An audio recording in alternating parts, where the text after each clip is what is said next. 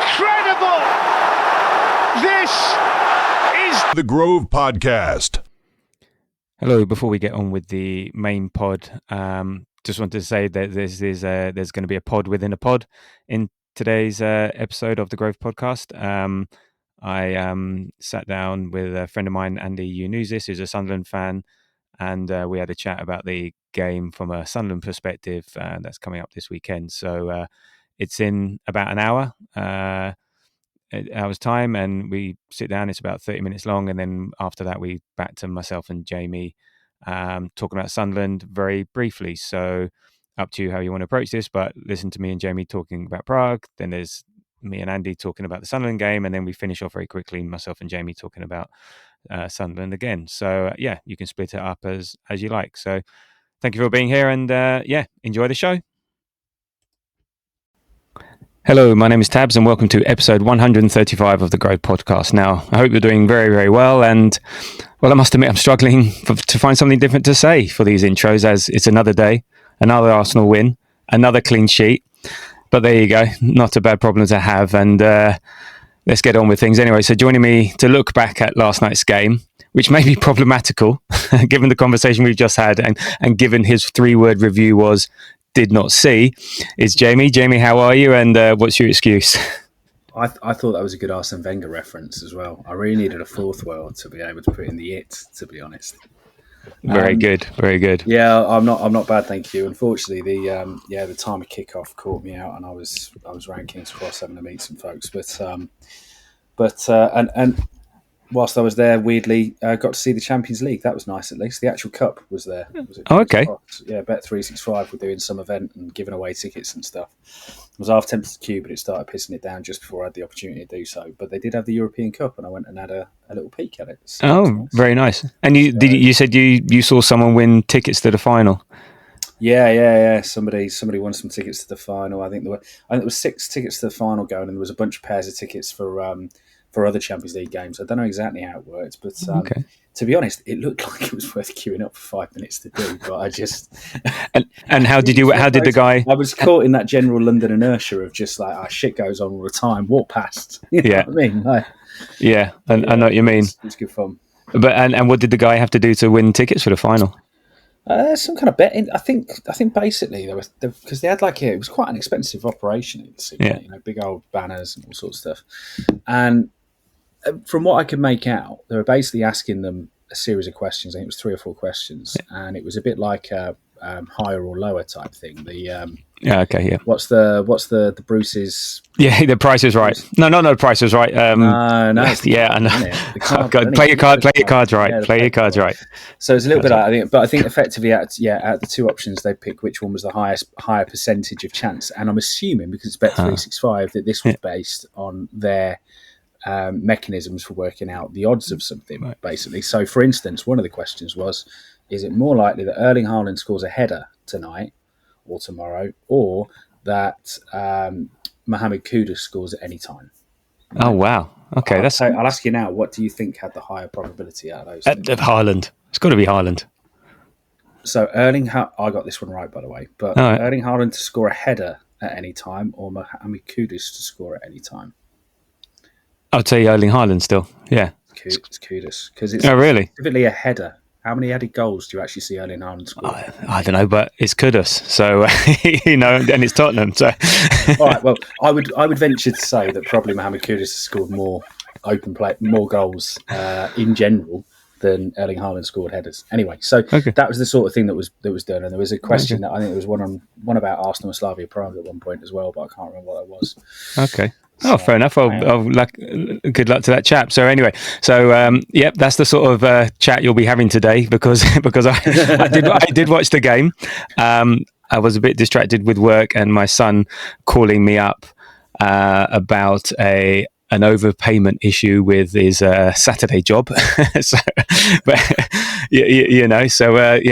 ChatGPT, what are the legal ramifications of this? And I've told him the good news that all that money you thought you had in your bank account, it's not yours.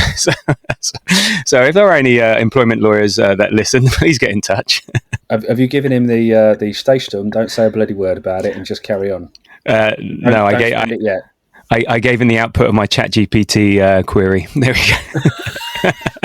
Shit, man. Parenting must be a piece of piss these days, right? Just ask ChatGPT. Tell him about the birds and the bees. Exactly. Well, and he always rings up going, oh God, something's really bad happened at work. And it's a lifeguarding job that he's had for a couple of years. And I think, oh my God, did you do something inappropriate? Did someone complain about how you treated them as you're rescuing them?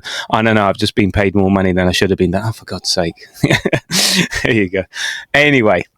That's not what we're going to be talking about. We are trying to talk about the 3-0. It was 3-0, wasn't it? 3-0 win against Slavia Prague on Tuesday night.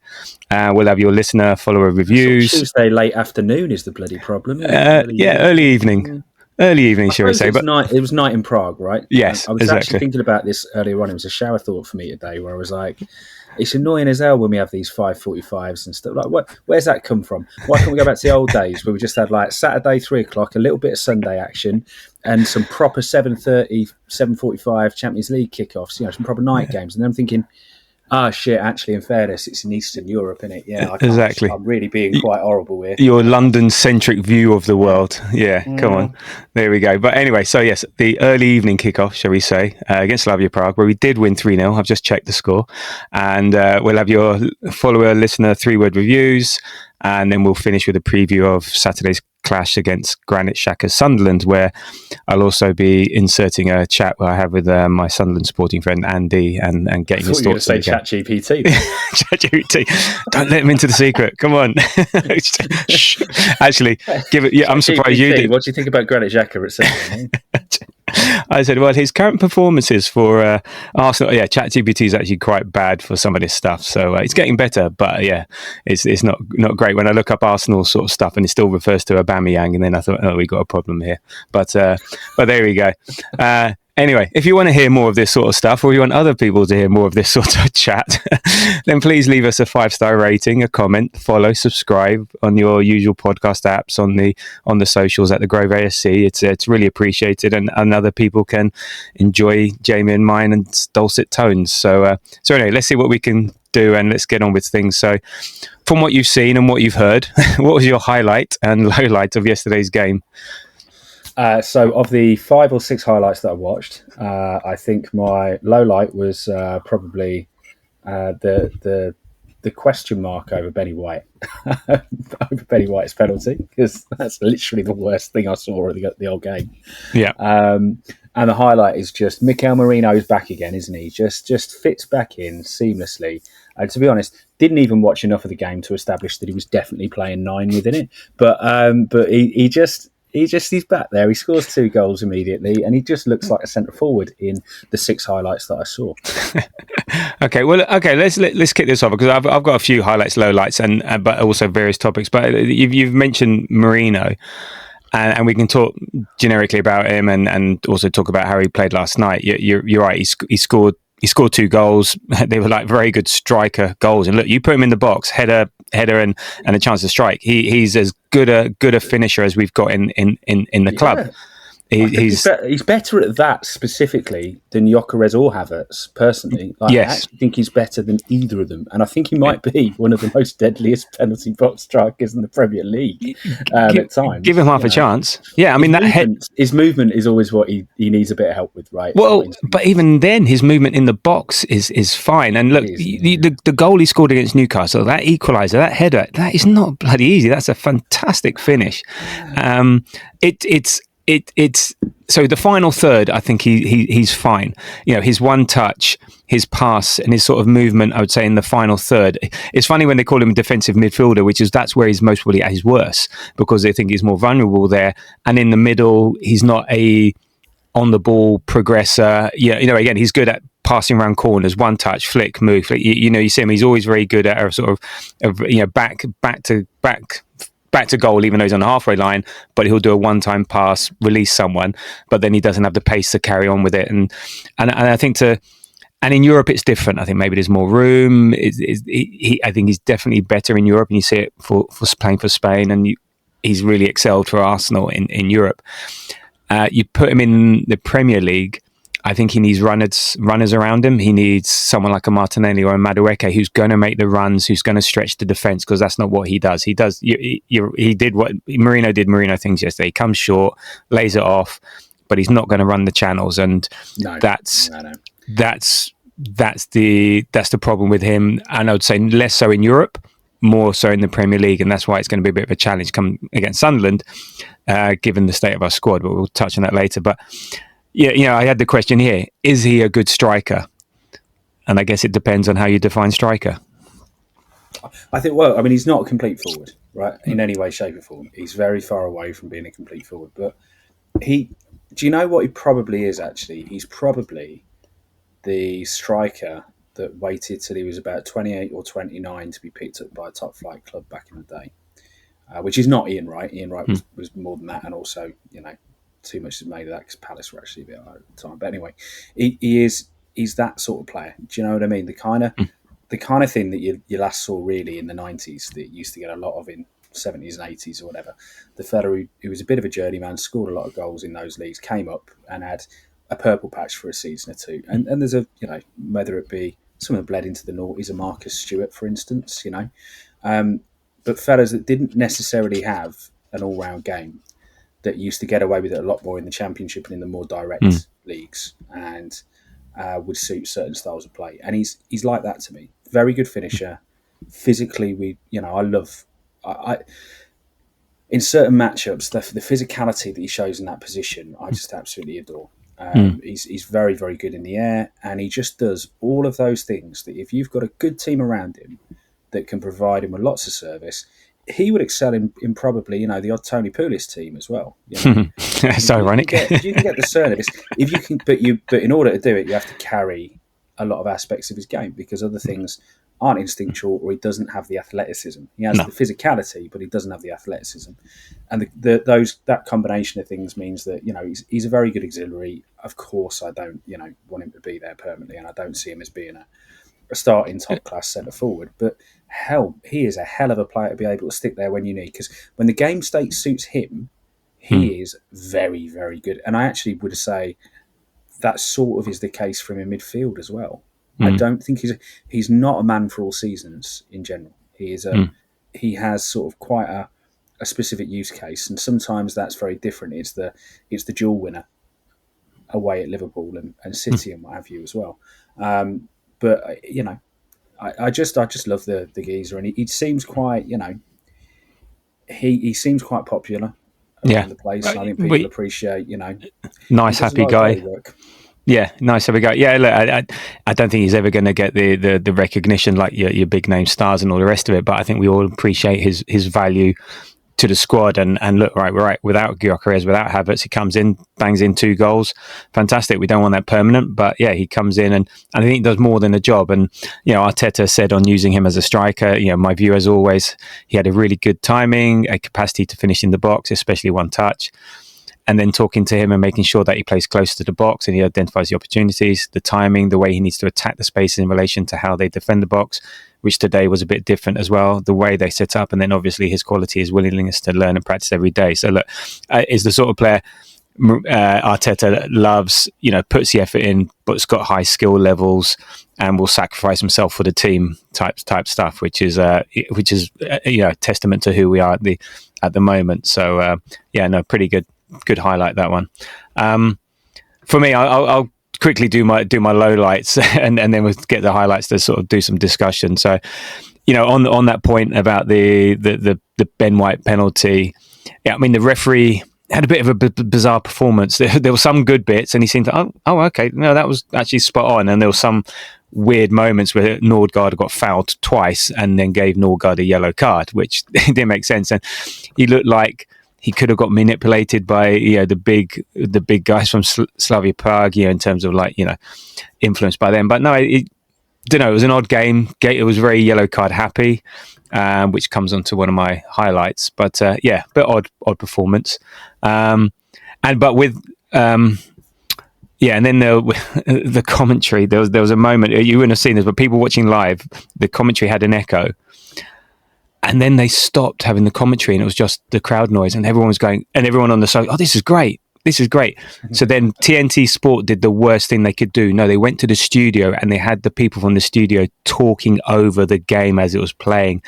And it was sort of like, it was even worse. I'd rather have the echo. So that started to spoil it. And it was a really weird experience because you're sort of watching the game and it feels like they're analysing a game that's already happened, but it's actually happening live. And it was sort of like, Owen Hargreaves and co. And it was a bit weird. And then appreciate a proper commentator in their art, right? Yeah. But also, just why not just not have? You don't have to fill the space with noise. Just let it. Let's watch it.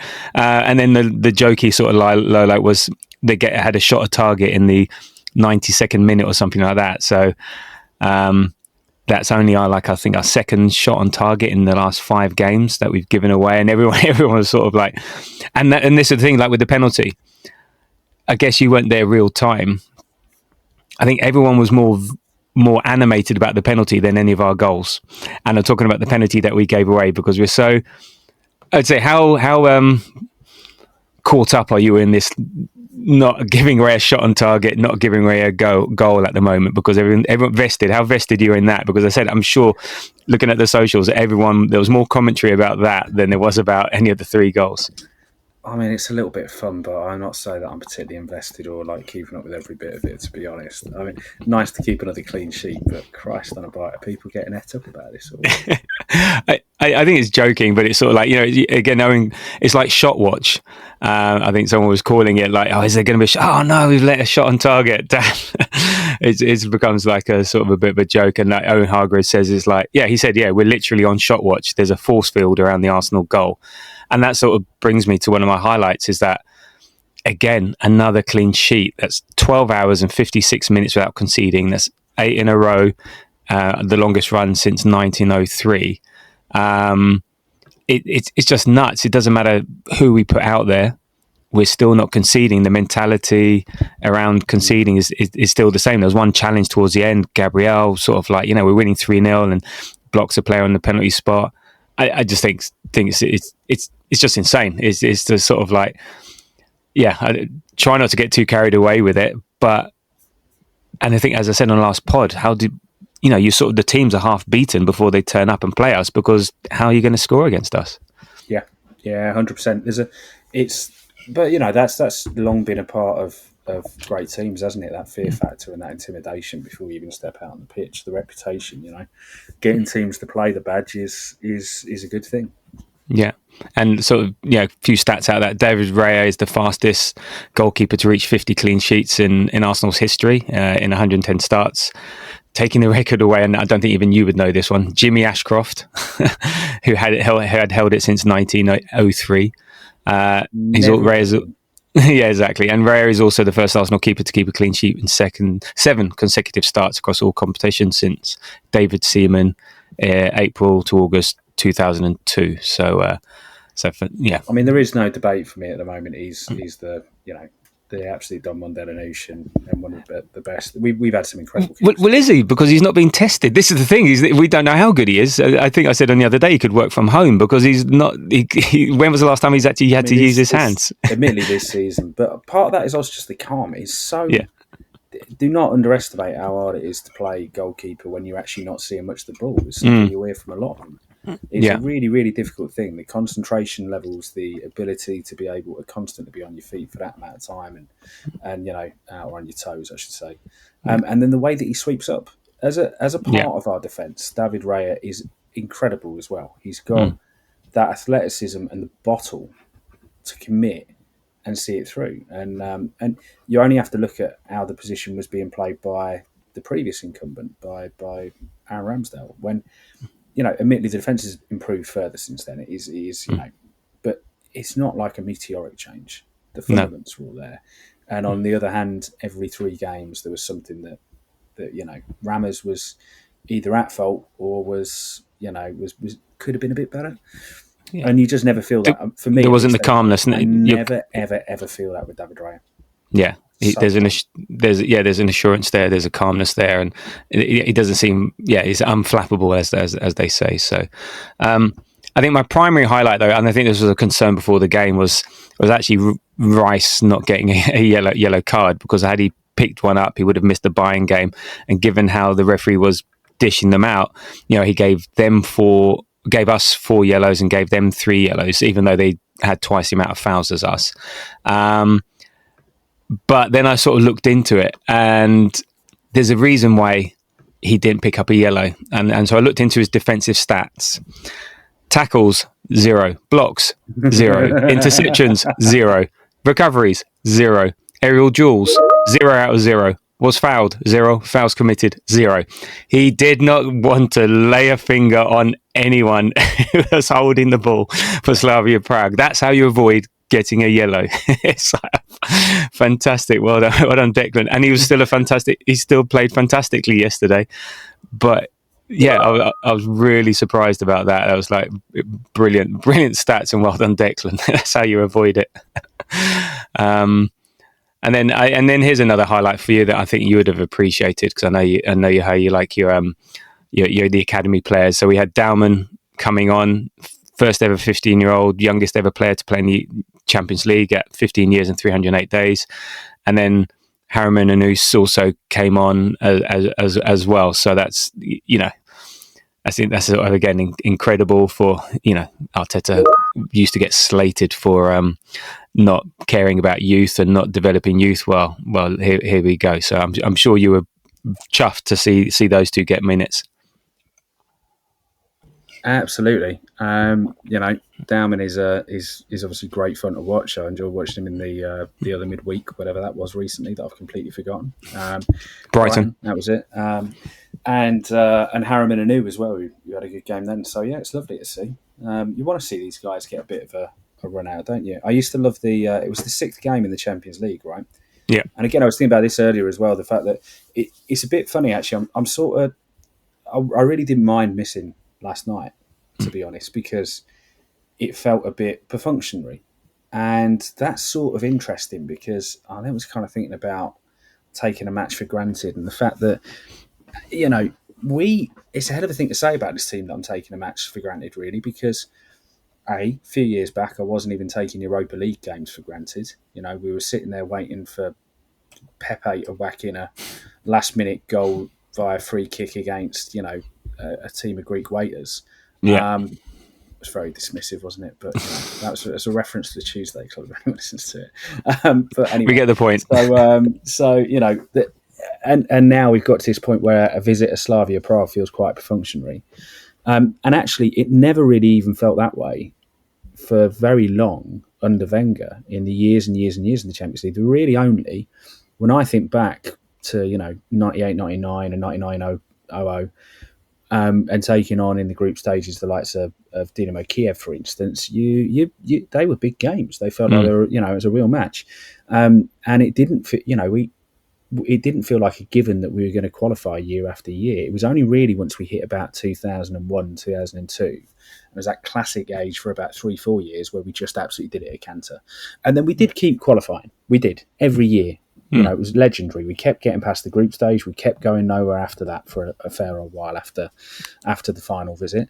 But it never felt quite so relaxed, I don't think, as I feel at the moment about this setup. And it might be that there's the whole playing 8 games. That I just feel like there's so many matches. You're just going to get to the end of it and have enough points. Maybe that's it. Maybe it's the format as well. And I quite enjoy the format and I enjoy the games, but I am genuinely very, very, very super relaxed in general about the whole thing. I've just taken it as granted. We will be in the next round and we'll have a decent season.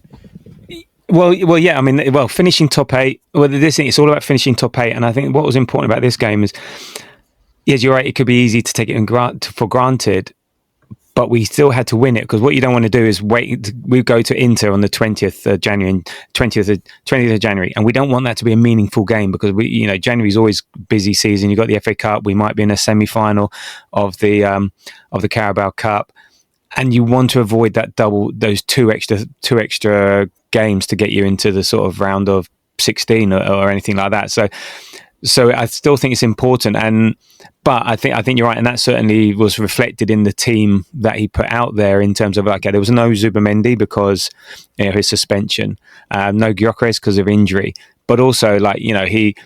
So Merino plays up front. You could easily play Trossard up front, and put Merino midfield, and he chose to start with Winery,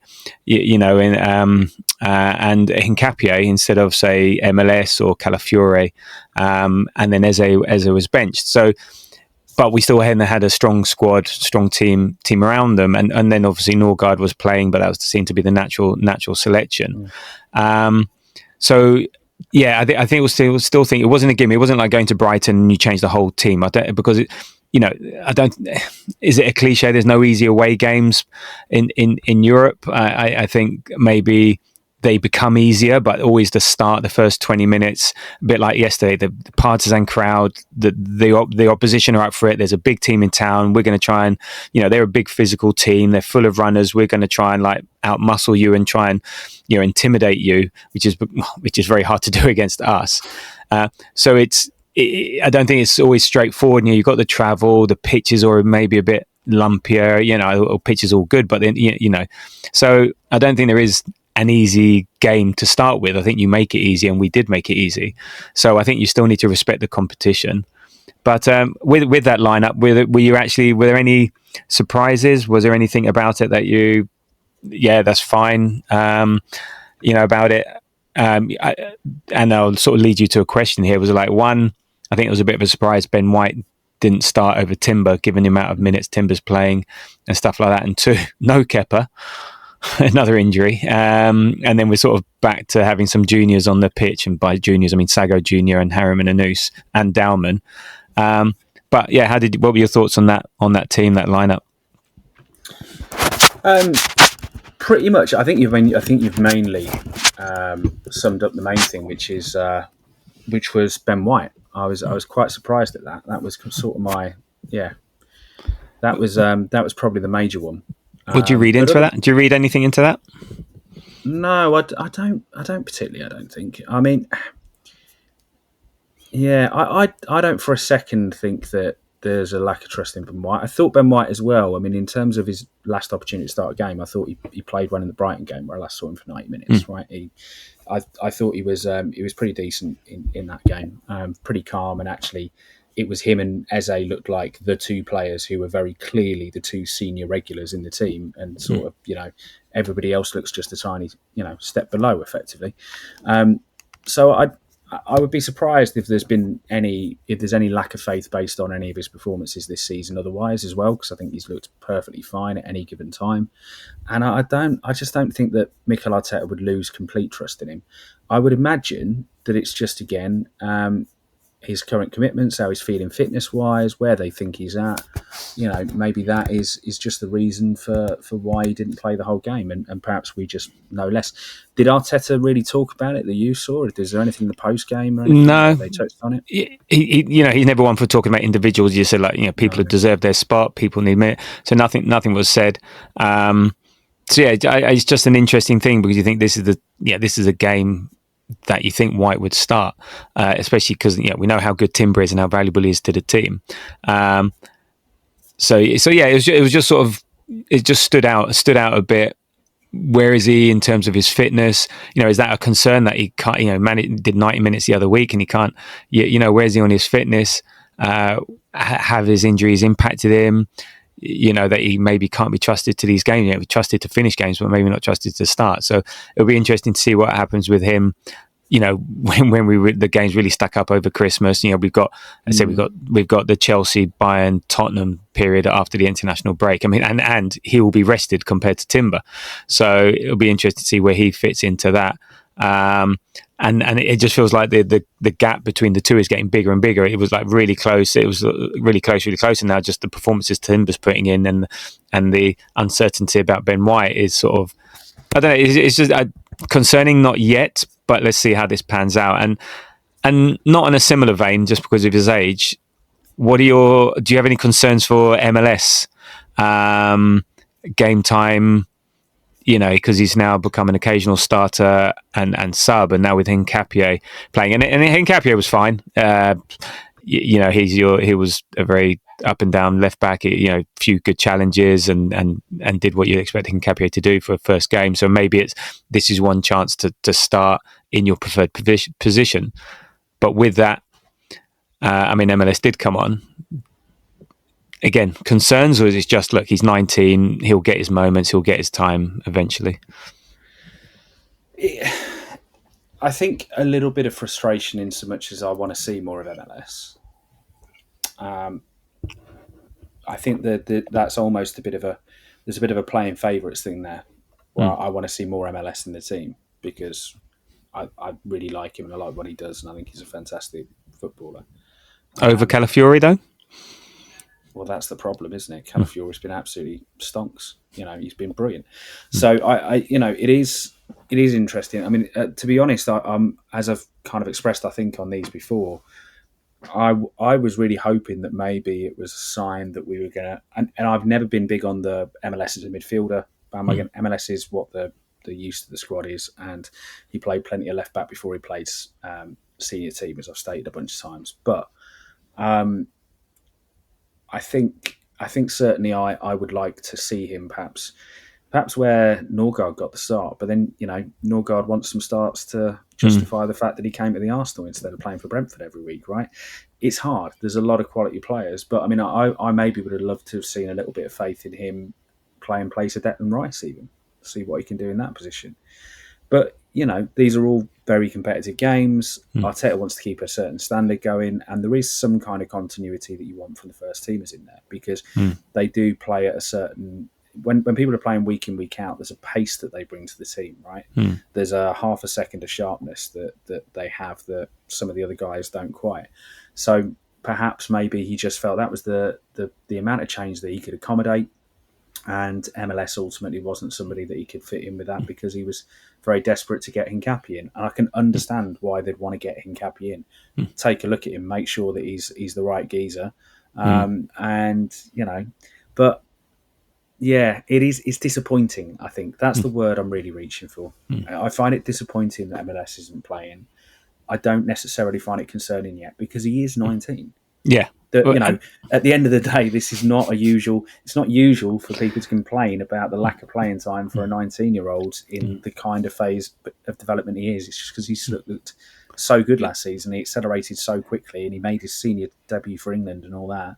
Yeah. Well, that's the other concern for him. Like, and Tuchel even talked about it. Those who are playing regularly, I don't know if he said preference will be preferred, but it will have an influence and stuff. So I wonder if that's going to be back in his mind. But again, he's 19. He will have his chances in the future. Yeah, but you want to take all your chances you can now. They're all very ambitious. So like, if you can play in a World Cup at 19, you want to be playing in that World Cup at 19, get that experience. So I'm not going to.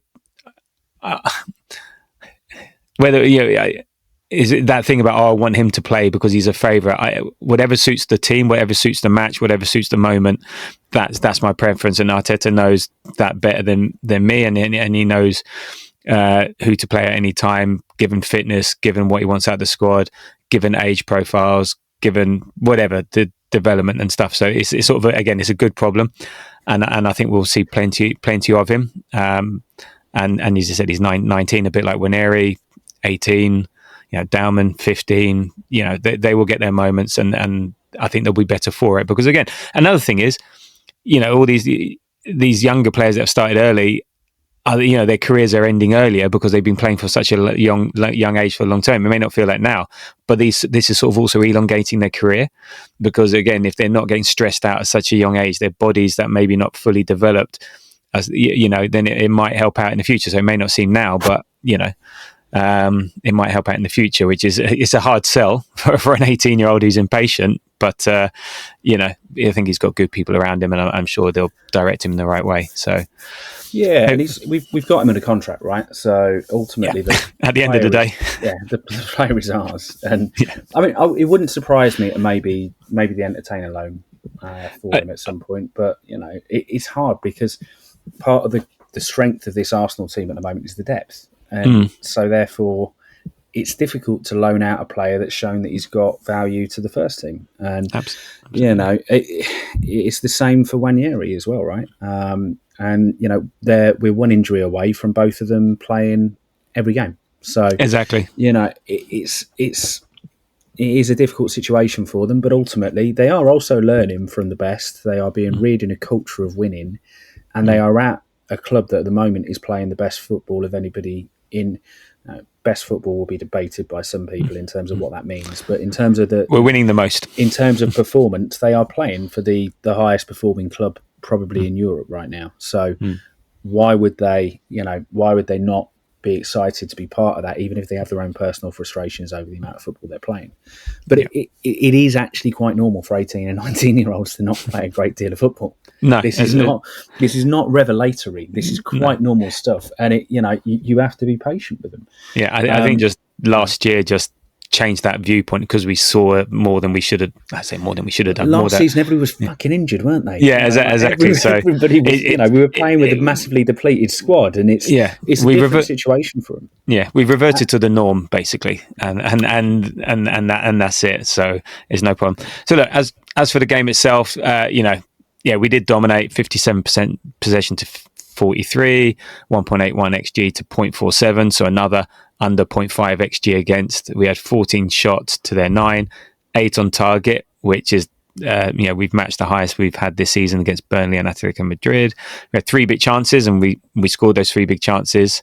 And when I was talking about fouls, they had 24 to our 12, but we got 4 yellow cards to their 3. So, and then 7 corners, which I think was where I think they were most of them all in the first half, which is when we started to put the pressure on, and the game was sort of won. So, I mean, as for the game itself, it wasn't the prettiest, it wasn't the most fluent or attractive, very stop-start as it is in Europe.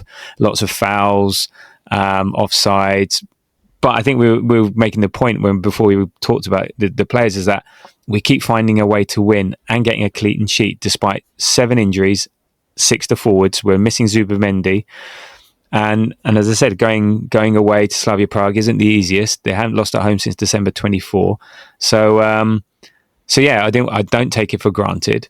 And the fact that we can go there with such a changed team, and as I said, they came out, they tried for 20 minutes, they tried to rattle us. They were very physical, they ran hard, but ultimately their physicality dropped off. We got a grip on the game, and our quality told, and we ran out comfortable winners. And actually, during that time, their lack of quality showed up.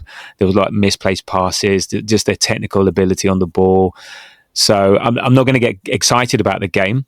What we should get excited about is the fact that we can just find another way to win with another bunch of players who haven't played before, with youngsters in there, with a mixture in there, missing our sort of some, again, 6 forwards, So I think that's good. And yeah, on the physical side of things, according to them, I heard this yesterday. So their forward. It's phonetically, I think it's Churi, but I don't think it's pronounced like that. But they're 6'6" centre forward. He's just come back from a 6-match domestic ban for punching an opposition goalkeeper. Have you read the notes? No, I can't say. Well, guess where he. I'm going to ask you a question on one of them, but no. Well, okay, guess where he punched the goalkeeper to get a 6-match ban. Where? In the nuts. Oh, not in the nuts. Of course. I like. I mean, I love a 6'6" fella playing for Slavia Prague, because it just makes me. It's like a long lineage of the. Well, I mean, actually, not for Slavia Prague, but for Czech teams. Vratislav. Well, was it Kola? Jan Kola? There was Jan Kola and Vratislav Lokvench, and they were both played at the same time, and they were both. One of them played for Leverkusen, and the other one played for Kaiserslautern, was it? I think. Yeah. And then for Dortmund.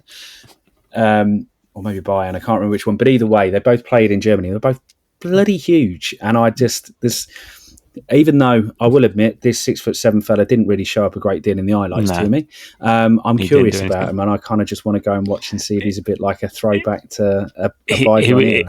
He's a lump, he's just lump it up forward, and he's just a big unit up front, really. Not a great touch, and don't see enough. Doesn't have a good touch for a big man, no. No, he doesn't. So he doesn't. He's no John Artson. No, exactly. So look, as I said, it wasn't the best of games, but we found a way to win, and we did miss players. I think the challenge we found, like missing Zubimendi and putting Nordgaard in, you're missing one extra decent passer, decent ball progressor there. Winery still finding his feet in that attacking midfielder role, and so on. So that's where my kind of main thing with him against Brighton, first half at least anyway, he didn't show for the ball anywhere near enough. What was he like with this? Feels like he's moving into that position where you would expect to see, obviously we've got Odegaard normally and then we've got Eze at other times. And Eze himself is a little bit more ephemeral than you'd necessarily get with Odegaard. And we'll kind of drift in and out a little bit more, but still he shows the ball, he's there and he does a lot of tidy stuff. I think Wanyeri sort of looks like he only really wants to get the ball and run at somebody, and he doesn't necessarily show for it in those build-up phases as much as I want him to. How was it yesterday? It was okay. Again, he didn't pull up any trees as they say, and again, it's who you're comparing him to as well. So again, you get Odegaard comes deep. He lends the ball to players and gets a back pass. Yeah. Little touch, he lends the ball, blah, blah, blah. And he's a very different player. Whenever you're right, he's a runner with the ball. He tries to drive with the ball forward, which we like, because actually that's sometimes we maybe pass around too much and we don't have that forward drive. And I think just with him, he's 18, it's just that consistency. We saw him out on the wing, and that's, where Arsenal players have traditionally sort of in the mould have developed like they did under Wenger. He now seems to want to play more in the middle of the park, but that's a much harder thing to do. That's much more involved, and so I think you're watching him learn on the job. So there will be bright spots. He wants to try and get a shot off. He wants to try and do things. And in that midfielder role, it's half as much as what you do off the ball you do on it, and a bit like Eze recently is a bit missing off the ball work. Trying to find him can be quite hard because he's not really sure where to stand in relation to other players and where to receive it. He seems a bit hiding behind players. That's Eze.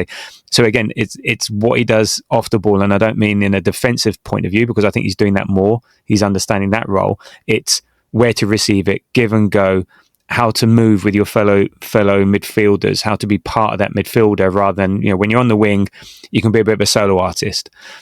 And then you're in the number 10 role that you're sort of playing, you've got a bit of license there, but I think you have to be more in a combination player, as well. And I think he's just learning to pick that up. I think the Eze comparison is an interesting one as well, from the perspective that despite the fact there's like 9 years of development between the two of them, the comparison that I would make specifically within that, and I've only just thought of it now really, is that Eze has come to the Arsenal, probably his off the ball work needs a little bit more refining, in part because, and again, it's showing for the ball, being demanding, being influential, in part because he's come to us from a place where he was the best player on the pitch. So as a result, players looked for him. Everybody, head goes up at Palace. Who's your number one option if they're in a decent position? It's Eze, and you get the ball. And very similarly as well, Wanyeri, in age group after age group after age group, has been the most influential, best player on the pitch. And again, everybody would look to him, right? Who do you want to get the ball to? You want to get it to Wanyeri. And I sort of wonder if that's the difficult spot for both of them, and the learning for both of them now is that there's now you do need to earn that. You need to pick up the positions where you earn the right to have the ball. You're not just going to get it given to you constantly. People aren't going to go out the way to give it to you when you're not in a good enough position, because you're no longer the player who's head and shoulders above everybody else in the team. At least in terms of what you can do with the ball at feet. I'm not suggesting for a moment that Palace aren't full of talented players. No. But you're at another level. He is the playmaker, right? Eze was the playmaker. Wanyeri was the playmaker. Yeah. At the Arsenal, that is going to be different in the senior Arsenal team at this moment in time, because there's a lot of players who can do a lot of damage with the football, and there are systems to adhere to and what have you. So that's something that's kind of wearing away in my head a little bit as well. That maybe there's a bit of a cultural change there for them as well that they're going to have to adjust to. No, indeed, and so as we sort of we go through the key moments. To be honest, there were only really three key moments, 3 or 4.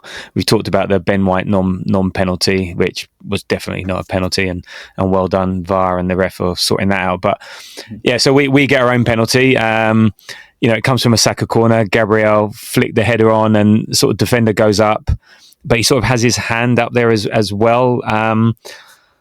I think watching it real time, we didn't really see. I think everyone was claiming, "Oh, that's our corner," and that was it. Move on, and it's like that funny moment, like where everyone stops. Oh, there's a penalty check. Really? I didn't notice anything.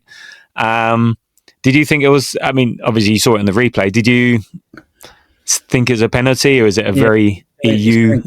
It's going goal bound, isn't it? So I think that's even if it's not potentially going to go in, if it's going goal bound and your arms up where it was like that, then it's for me. Yeah, and as you know, I'm not a soft penalty. No, well, that's what I was going to say. That was particularly interested. Yeah, but for me, certainly, I would say that if even if it's a complete and utter accident, unfortunately, if it's going goal bound, it's got to be a pen. That's just one of those things. And it wasn't in a natural position. His arm was sort of, I couldn't work out why his arm was there. I don't think he was intentionally doing it to block the ball. He was jumping, like if you'd taken a freeze frame of it and then just turned it by 90 degrees, you've just got a bloke who's lying down basically, haven't you, on a beach snap. It was really strange because it was in his head and everything. It was like he was squashed up at a right angle. So it was for me that was a pretty clear pen, even if from their perspective you can feel like that's it's a hard look one, right? But in Europe, we know the threshold is a lot lower for handball. We got done last year against Inter, even worse. So yeah, as soon as we said, and look, the referee, I think he only took one look at a replay. He said, "Yeah, that's a pen." It wasn't like there for 10 minutes. It was like, wow, that was quick. They didn't even have. It was he decided it so quick that they didn't have a chance to show the second replay of the incident because he'd already seen it and decided. So then, look, I think that's given on Saturday in the Premier League as well. Yeah. Okay. Interesting. I just think specifically the fact that it's happened off the back of a goal-bound header. Yeah. The player's gone up. He's fairly challenged for it. He's got his head to it, and for me, that's just your hand has interfered with that getting itself on target. Now, I don't think it was going to go in. I think it would have been stopped. No, somebody else would have headed it en route. But nonetheless, it's the same as a thumping strike that's going goal-bound as well. For me, unfortunately, it's it's going to be well, unfortunately or fortunate for us, and again, deflection beforehand or whatever, that's very different, and there's million. Well, this is the thing. He said it hit his head before it hit the hand, but I don't think you have that same rule in Europe as much. So I don't know. Anyway, interesting. I didn't actually. I think see that. I didn't. Again, we didn't see the replays enough. They didn't like like you see the VAR replay again and again and again. He just saw it once, said, "Yeah, that's a penalty." So we didn't have that 10 minutes of like angst sort of thing. But anyway. It went in our favour for a change. And again, is this our season? Are these things falling our way, which weren't falling our way last season? It could be another sign of that, or reading too much into it. And then Saka steps up and thumps it into the right-hand corner. Keeper went the right way, but no chance. And top class penalty by Saka. So he's racking up the stats now. So he's. So 4 goals. So Bukayo Saka is the first Arsenal player to score in 4 consecutive away appearances in the Champions League. I didn't realise that. He's now only 3 players have scored more European goals than Saka, which is Walcott, Van Persie, and Henry. So Saka's on 17, Walcott 18, Van Persie 18, and Henry 42. He's had 18 goal involvements in 20 Champions League appearances, which is nuts. That's 12 goals and 6 assists. So that's practically you're thinking 0.9 GA per game for Saka in the Champions League, which is incredible. And now he's scored as many Champions League goals as your favourite Olivier Giroud on 12. So he's making his way up the charts on in Europe. So how many of them have been scorpion kicks, eh? Exactly. And how many penalties?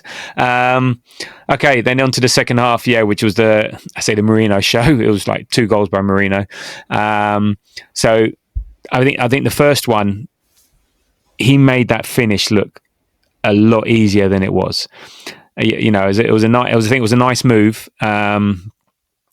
Ultimately, sort of coming down to Trossard down the left, and again a nice perfect cross, like a bit like Burnley, perfect cross by Trossard. okay, granted that the Slavia Prague defenders were asleep and Merino found himself in acres of space, but he took it left-footed near post, whereas normally you would see players take it right-footed and go to the far post. But yeah, I thought it was an exceptional finish and one he made to look very easy. Yeah, he always takes those well, doesn't he? He's got a lovely volley on him. Yeah, excuse me. Sorry. And then Trossard again. Trossard again. LA. This season, who would have thought the impact he's having this season? I mean, his whole Arsenal career, he's had a massive impact, and we've got great value out of him. But this season, thoughts are, let's get rid of him. We don't need him anymore. There was the complaining about his contract bump and all the rest of it. But he's turning out the numbers this season. And so, fantastic player to have. He is a very good player. The things I wrote down here is, but are you ever excited to see him play or start? No, absolutely not. But which I feel really harsh about. I feel really harsh. It's a luxury of the quality of our team that you get to moan about him and Martinelli largely. It's kind of the way that I always thought about the Martinelli and Trossard moans that we had last season. I'll partake in them. But given his output... He's a frustrating footballer. He is I know, but look at some of the games this season. He went and scored and assisted in a game where he's absolutely gashed for about an hour. But who cares? He is that player. Then there's other days where you're like, oh God, he's properly going at this event. He's looking really good, and I think he's a very talented footballer. I think he is a bit frustrating at times because he hasn't got that real elite consistency and ability to dominate a game. And the thing is, when you've got one on the other side that consistently does that, it's hard for both him and Martinelli at times because of the comparison. But he's very influential. But binary, Trossard's numbers are better than Saka's this year. Yeah, I'm guessing. I'm guessing. They're not, are they? Because what you're not doing, if you had some kind of like PFF style breakdown of this, PFF being an American football site that I pay too much money to look at the data of, and you had what's he playing against? It's like looking at a wide receiver against single coverage versus double coverage. It's the same for these wingers, right?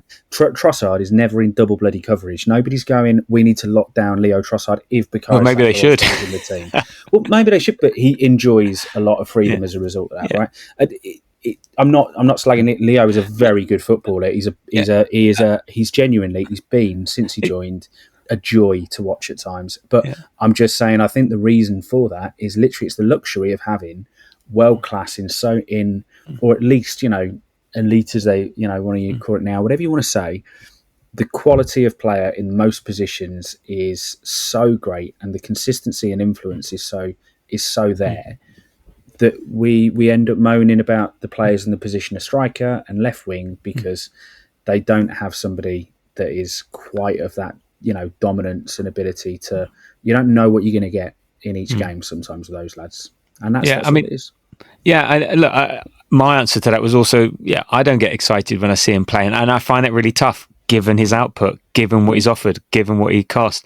Given the value to the team, scoring goals against Tottenham, scoring goals, I think was it Bayern Munich last year, just scoring goal against Porto, big important goals, and I think this year he's also sort of helping better defensively. He's such a great player to have, but I don't think anyone you can't hide that feeling that if he starts or plays, you're not excited by it. You'll think, I wish we had someone else playing in there. That was a bit more exciting, and it's appreciated, right? Yeah, it may be. So are the. I just think a lot of teams are going to have, and you almost need a few of them, right? Because you can't have nobody really as epic in every single place. But it was the Guti of Real Madrid. It's that sort of player, and sometimes they're just consistent but never elite. Sometimes like Trossard, they have games where they absolutely stonk. Oh yeah, and then at the same time they're inconsistent. But either way. There are a few of them, but he is underappreciated. I think he's a cracking player, and he would start for a huge number of Premier League football clubs. But absolutely, it doesn't. The stats don't change my opinion of him. No, he's a very, very good player who unfortunately doesn't quite have that tiny little bit of extra quality that says, this game is mine all the time. He hasn't got that Saka thing where he imposes himself upon a game. and as such, because his games then become like a collection of moments. Sometimes it's a collection of great moments, and sometimes it's a collection of pretty shite ones. But even within the collection of shite ones, he can have a couple of great moments because he is that. He's like a moments player. Yeah, it's just an interesting juxtaposition. That's all. I just thought it's just an interesting thought. So look, and then 68th minute, game over, and I think it was nice to get the third goal. Recently, we've got either one or two. Getting that third goal means we can then do subs like Dowman, like White, like MLS coming on. So again, it was a Rice cross sort of from the centre of the Slavia Prague half to the edge of the 6-yard box. Merino goes up for it as he does. Goalkeeper, I have no idea what he's doing. Tries to come out for it. He's got arms. It was really weird. It wasn't even the way that he came. Like it wasn't. He didn't come strong enough for anything. He seemed to not raise his arms to go. It was like he was trying to head it. Also, it was really strange. Really and I don't know what the defender was doing. He wasn't challenging properly, and it sort of just bounced backwards off Merino's head and in. And again, another headed goal. I saw somewhere that it was registered as a set piece goal, but there was 26 seconds between the free kick and Rice then crossing the ball. So I'm not too sure about that one. So I'm not going to get beaten on that stick. But apparently, I think it just sums up like you just can't have goalkeepers that look like he does. You know what I mean? Like he was proper pretty when he Markovic, and it's like you can't have pretty goalkeepers. That's not the position where it's like centre halves as well. You can't really have. That's why Calafiori's got to play left back, innit? You can't have pretty centre halves. I mean, actually, you've got Saliba as well. In fairness, he's a bit of a dish, isn't he? But like either way, he's too pretty for a goalkeeper. I think blowing air in that. I think Ben might want to have a word before he turned into a right back. Well, again, he turned out and being a right back, didn't he? There you go. And that was because when he came in, Arteta, you're too good looking for centre back. You're going right back. There you go. Yeah, you got far too much false tan on, mate. Off you go. Yeah.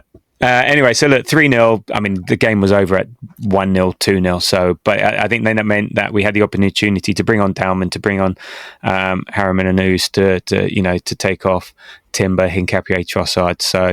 So all good. I mean, Dowman came on, did Dowman things. He got kicked a lot.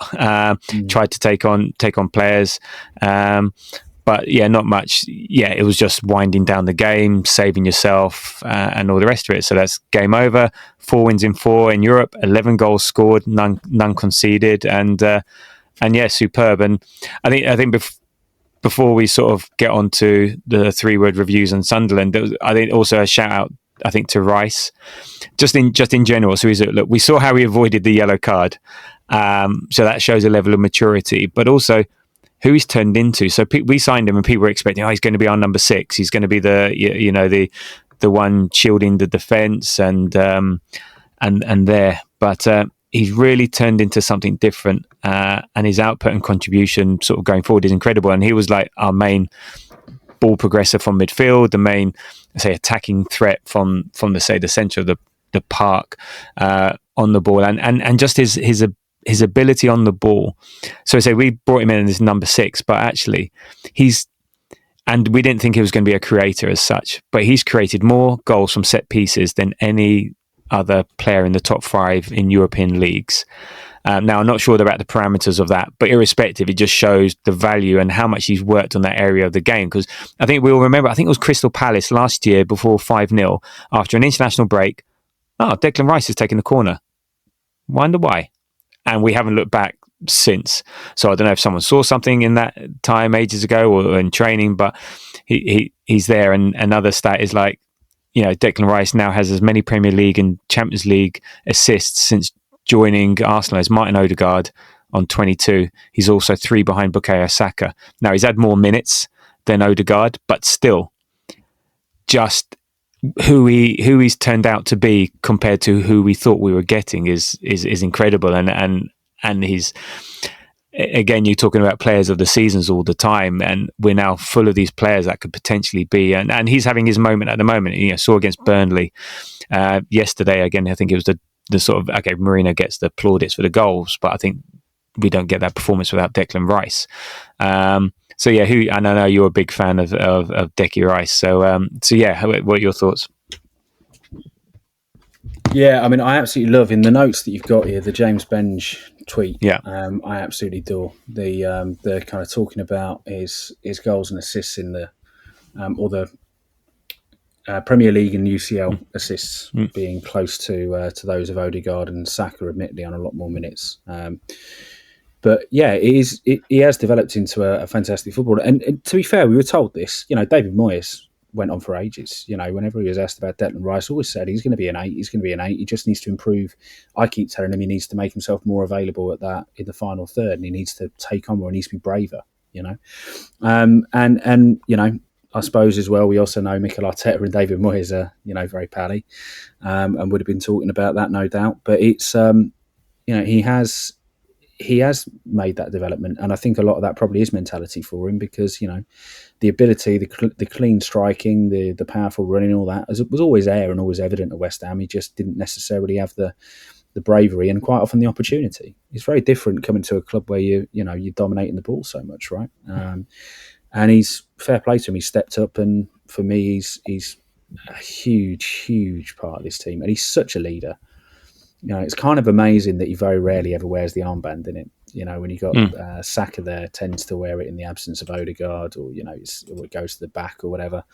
But he's absolutely an ancillary captain, right? He is one of our huge leaders on that football pitch. So yeah, just absolutely super. It's always nice to take a bit of time out for Declan Rice, even when it is just that he's slain Slavia Prague.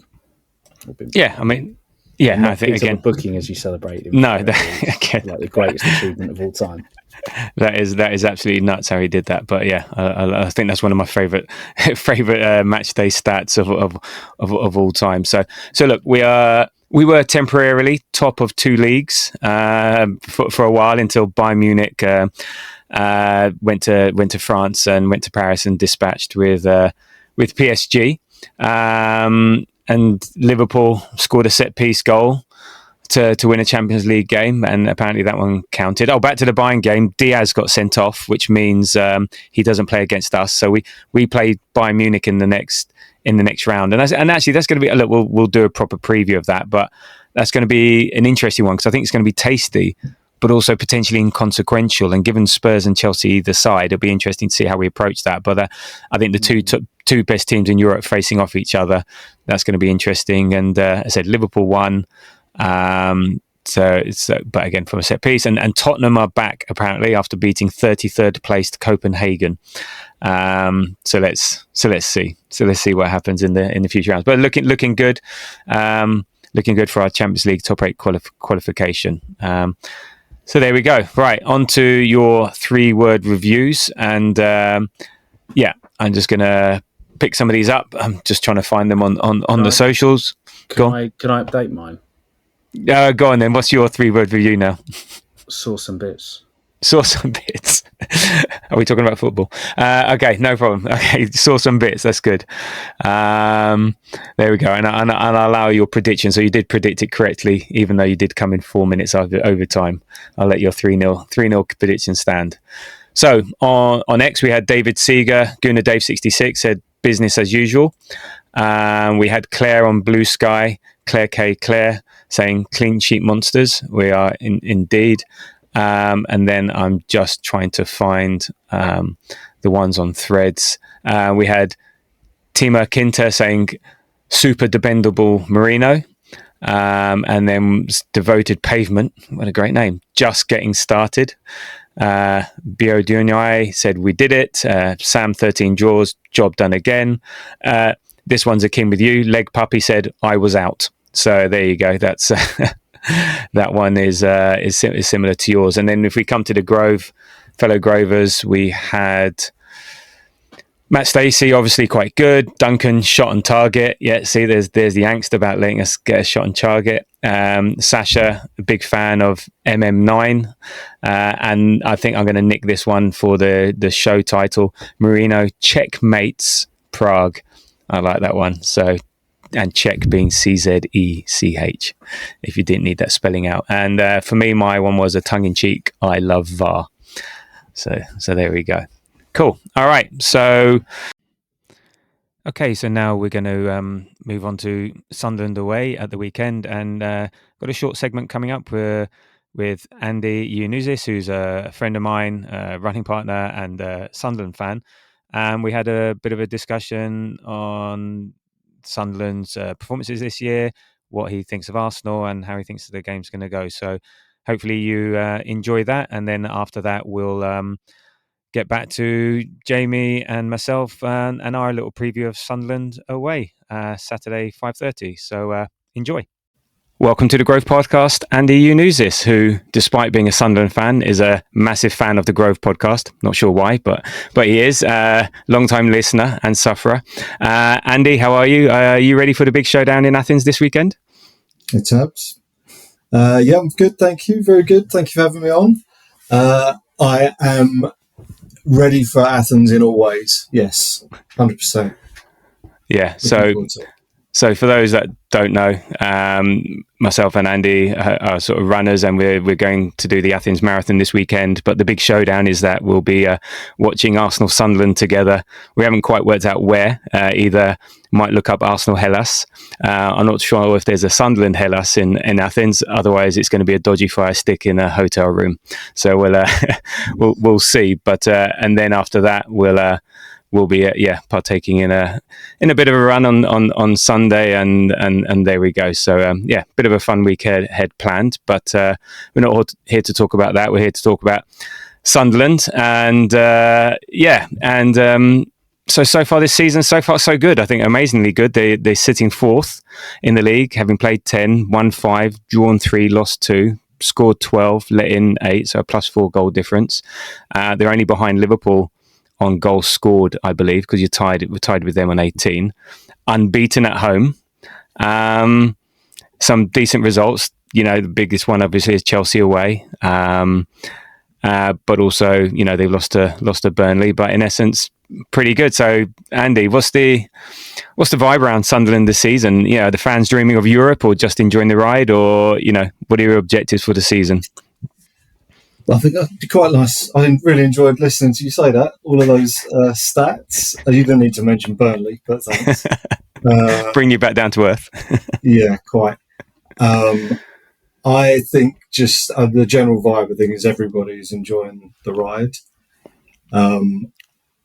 To say that we've exceeded expectations would be a huge understatement. I think coming up, we were all.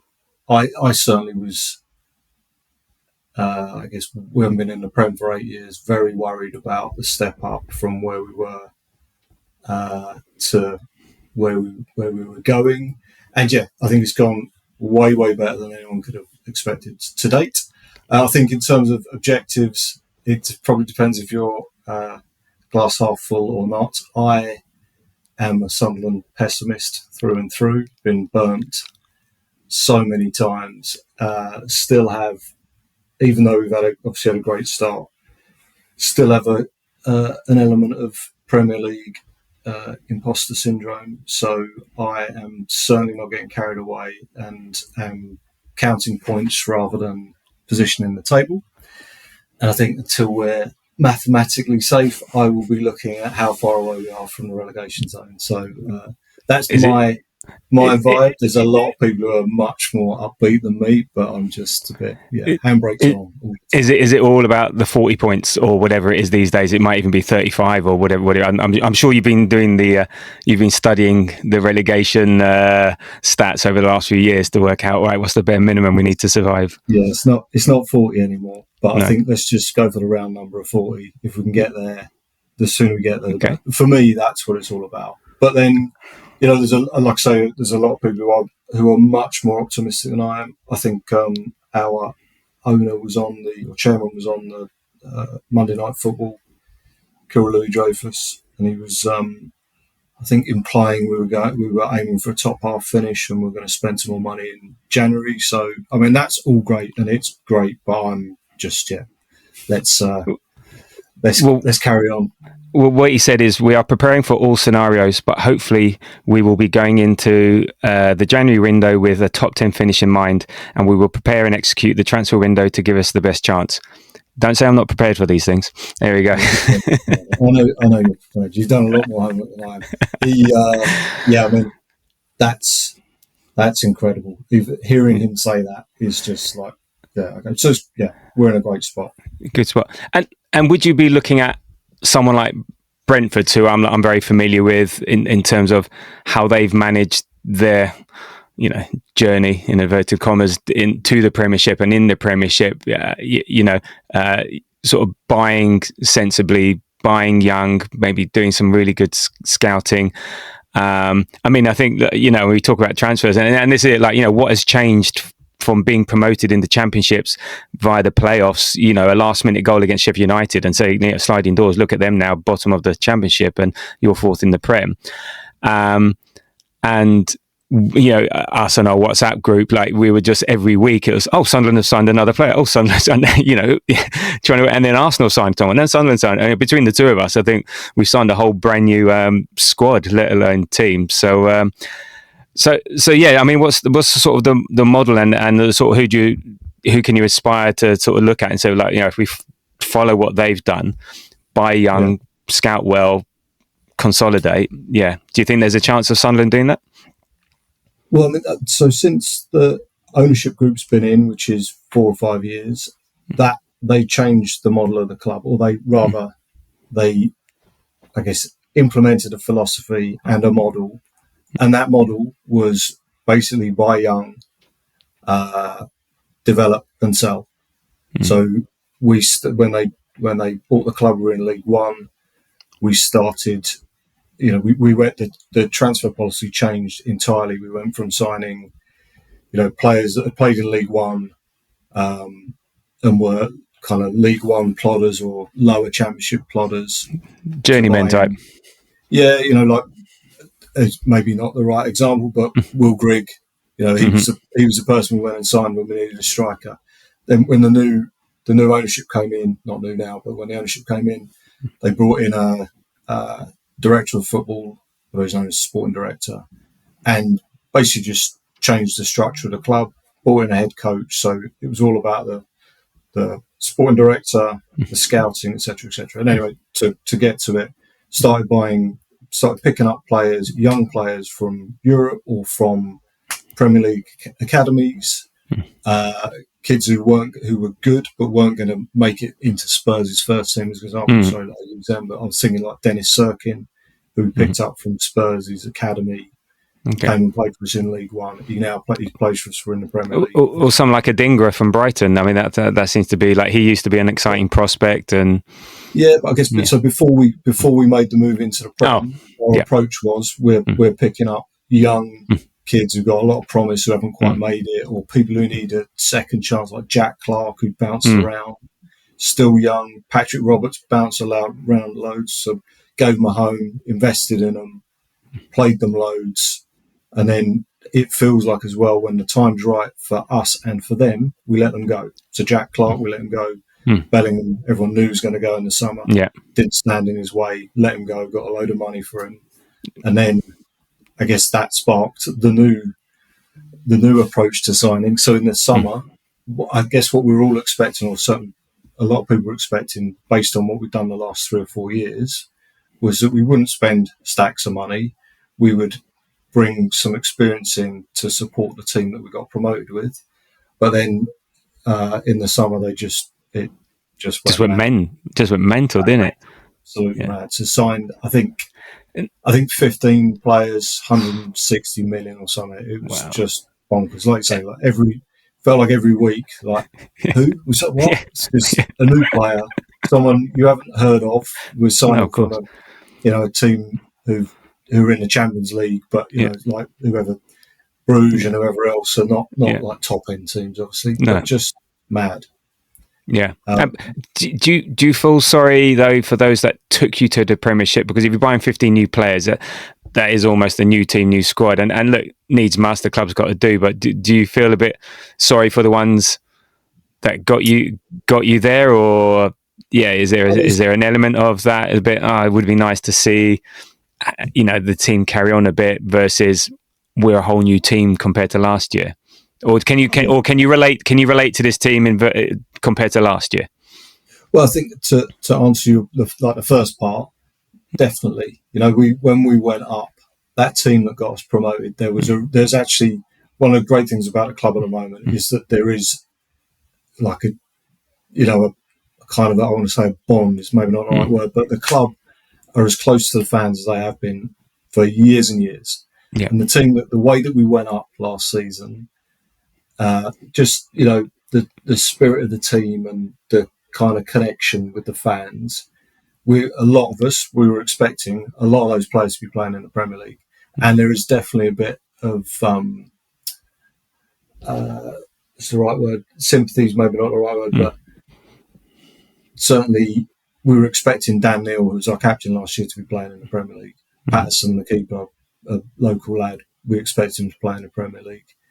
And a load of others. Whereas now there's 3 or 4 that played last season who are playing regularly, and most of the others have not had a sniff. So, yeah, there is definitely a bit of, a bit of sentimentality. Yeah. It would be really nice to see Dan Neil playing every week in the Premier League. Chris Rigg played loads last season, barely played this year.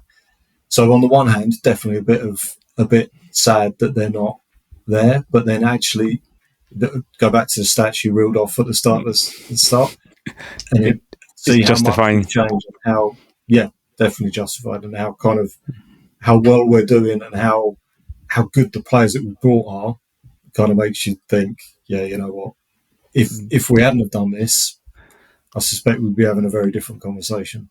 Yeah, and one of those changes that came in is an Arsenal fan favourite, Granit Xhaka, who's now your captain. Does that feel weird that he won an invincible championship in Germany? He was obviously part of Arsenal's an Arsenal team that I think won a few FA Cups or whatever. I don't know what his record is, but obviously a team that's played in Champions League.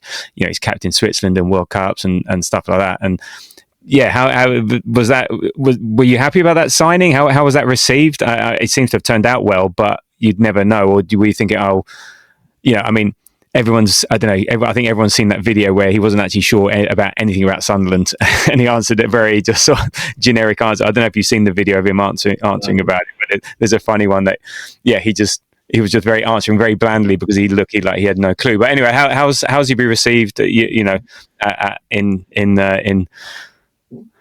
I was going to say Wearside, Tearside.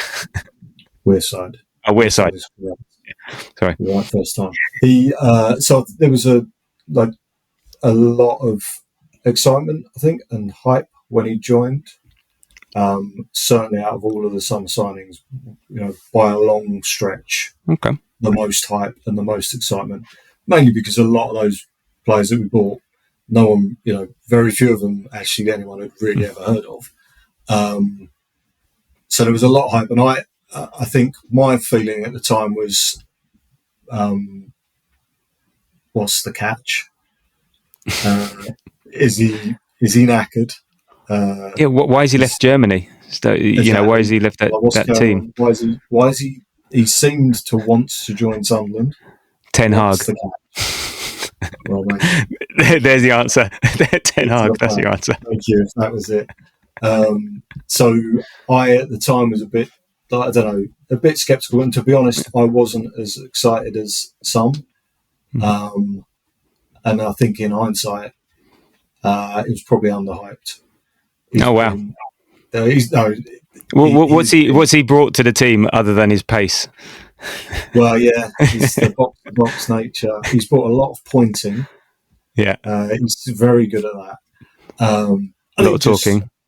Yeah, generally, he seems to, around the club, he's come in, they made him captain whilst our previous captain was still in the building. So a pretty big statement of intent from the club's perspective. He seems to have bought into the club, entirely.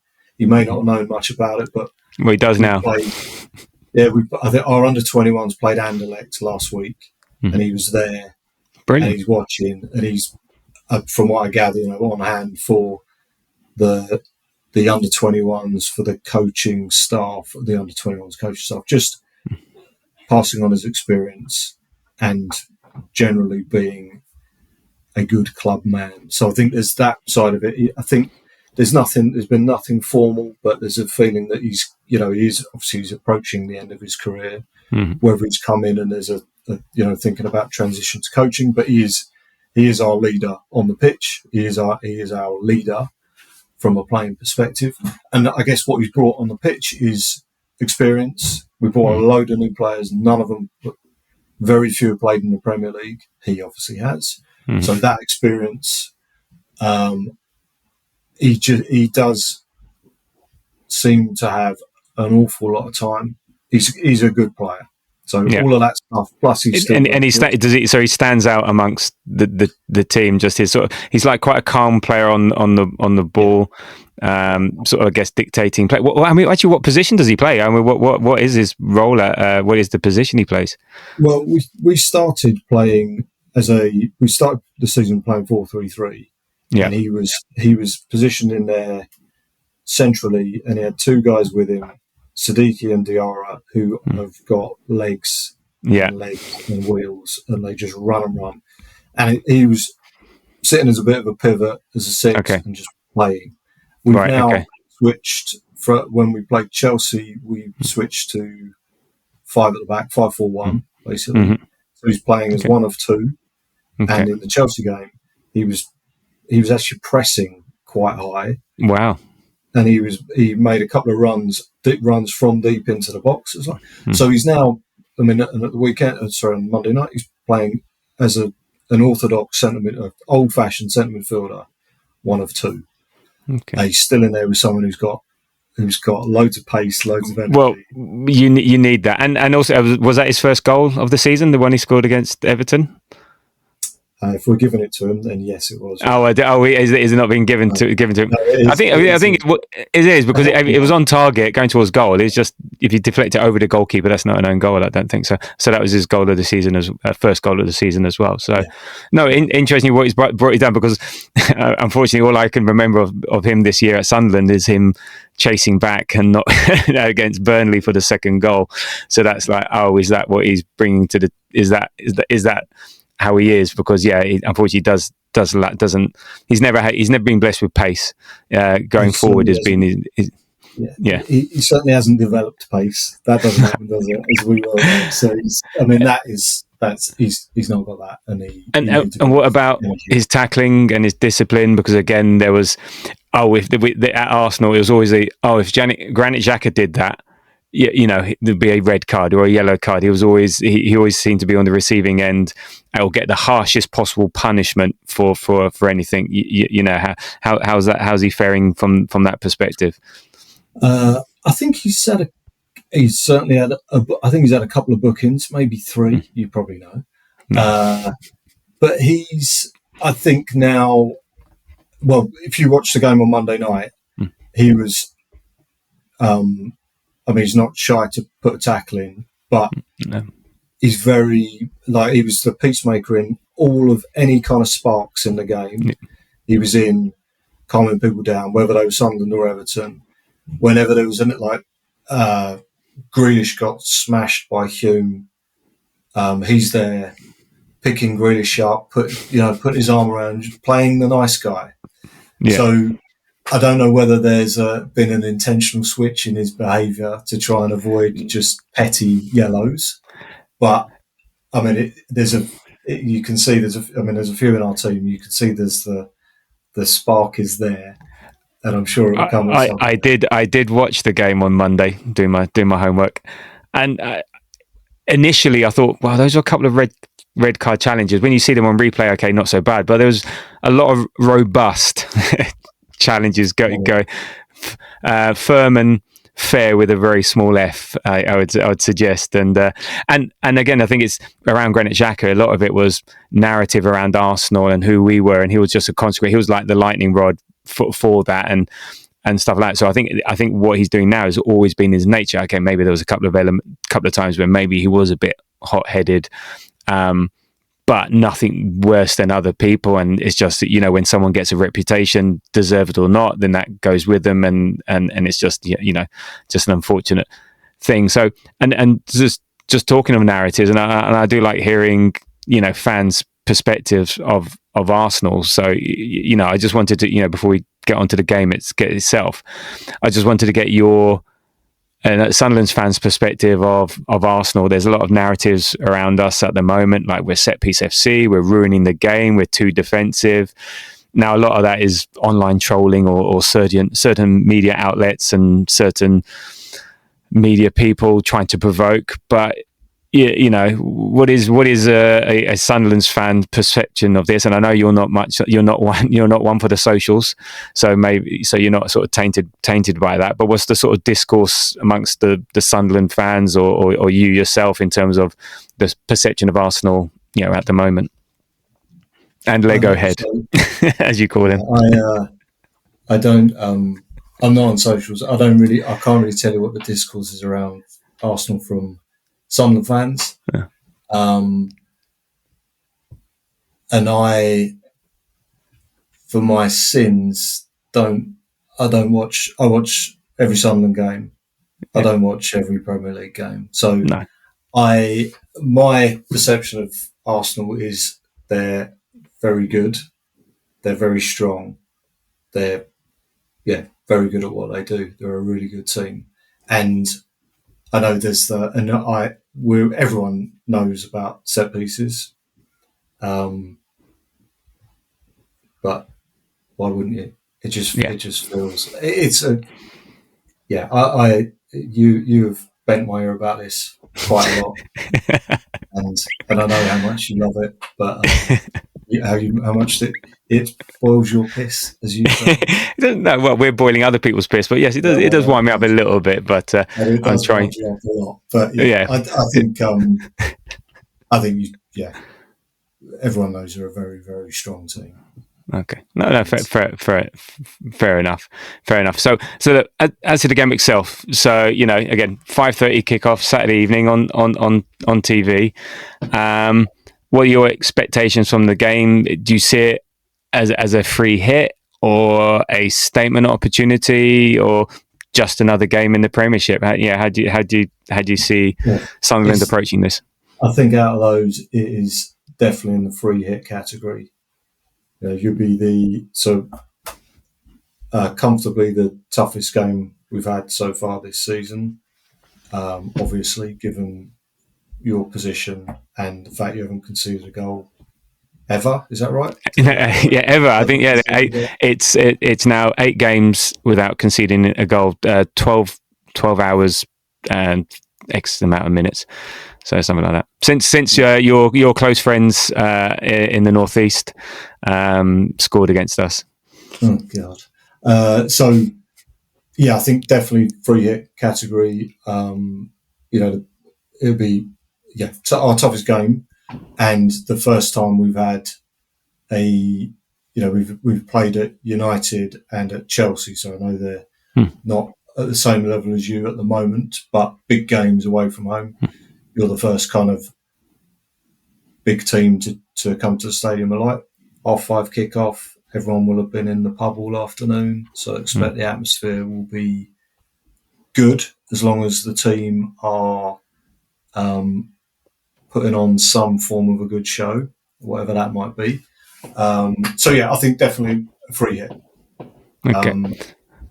And I do think, you're right. Having that 5:30 kickoff, the people will be well oiled, and you'll want to say, "Hey, you've come to Sunderland, first big team there." You'll have that intimidating atmosphere.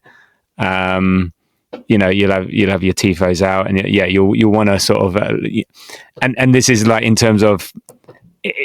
You won't have seen the game yesterday, so we were playing Slavia Prague away, and it's I'd say maybe a similar sized club and stadium, all the rest of it. And also it was a very sort of physical game with people who can run a lot. Like the first 20 minutes, it was like let them know you're there. Football cliches, and you got 20 minutes. Get in there, run around, get in their faces. Don't give them a minute. Don't let them breathe. Type stuff. That's what I'm expecting from them. So which players should we? Which players should we be fearful of? How are you gonna try and hurt Arsenal? How are you gonna approach it, and who are going to be the ones that we need to watch out for? Well, I think in terms of how we'll approach it,